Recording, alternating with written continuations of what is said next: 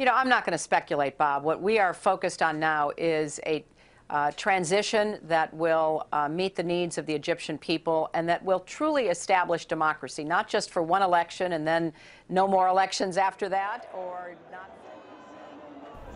The Arab Spring is not an eruption of democracy. It is the ascendancy of Islamic supremacism. Before 2010, 2011, there was reputable polling that was done in the region. Upwards of 60, 70, or 80% of people told pollsters that they wanted to live under Sharia, most of them under a strict interpretation of Sharia. The way this is played out, when given the choice, given the ability to have free elections, the public in these countries elected Islamists to power. And when the Islamists got power, the first thing that they did was attempt to impose, and in fact successfully impose, Sharia. In Egypt, certainly, that's exactly what happened. Jubilation in Cairo's Tahrir Square after the long-awaited declaration of the winner of Egypt's presidential election. The country's election commission announced that Mohammed Morsi of the Muslim Brotherhood won with nearly 52% of the vote. This is the first time modern Egypt will be headed by an Islamist. Being able to move in Muslim Brotherhood operatives who are now in key positions in the Egyptian military, using prosecutorial authority to repress dissenters and opposition to the Muslim Brotherhood, and most importantly, pushing through a Sharia constitution. Free speech doesn't exist under an Islamic constitution.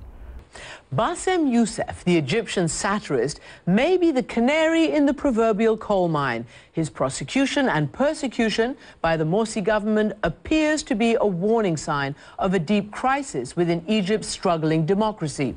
Recep Tayyip Erdogan, who is the prime minister of Turkey, probably the most important Islamist politician in the world, and he has famously said that democracy is like a train. When you reach your destination, you step off.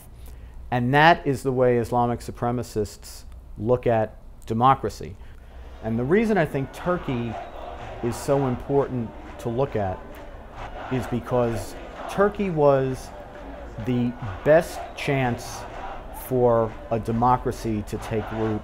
Probably the most interesting and important thing about it is that it had an 80-year secularization experiment. But since they took power, they haven't democratized the place. It was already democratized. They've Islamized it. Turkey now jails more journalists, reporters, political dissidents than almost any country in the world.